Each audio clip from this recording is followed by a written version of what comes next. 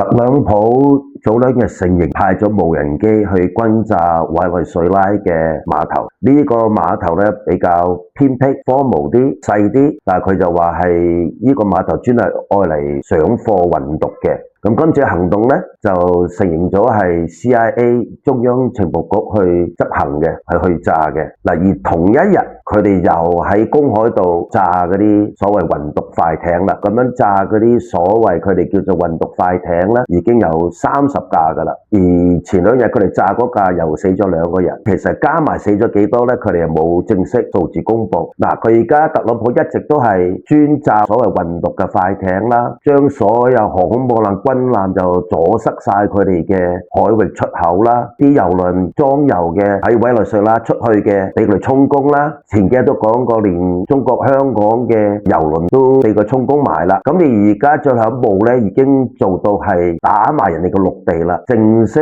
由 CIA 去執行咁搵無人機去炸人哋嘅碼頭，即係而家係陸地攻擊咯。嗱，咁樣係正式嚟講咧，應該係已經係宣戰嘅啦。但係到呢個視頻我錄嗰時咧，委內瑞拉總統咧都仲未有咩反應，有咩講。咁你話究竟發生咩事嘅咧？特朗普話前幾日先同委內瑞拉總統傾過電話，話冇咩結果。咁即係話前2日傾完電話冇結果，佢就開始炸人哋嘅細碼頭，所謂偏僻碼頭，叫做俾你知道佢個厲害啦。咁如果仲搞唔掂嘅話，你估特朗普會唔會真係全面咁打委內瑞拉呢？各位又點睇而家特朗普咁樣去做嘢呢？仲有一樣嘢好奇怪，世界各國都冇人有咩評論喎，關於呢件事，你哋又點睇呢？喺評論區發表一下，關注我投資理財不迷路。大家好，我係詹教授。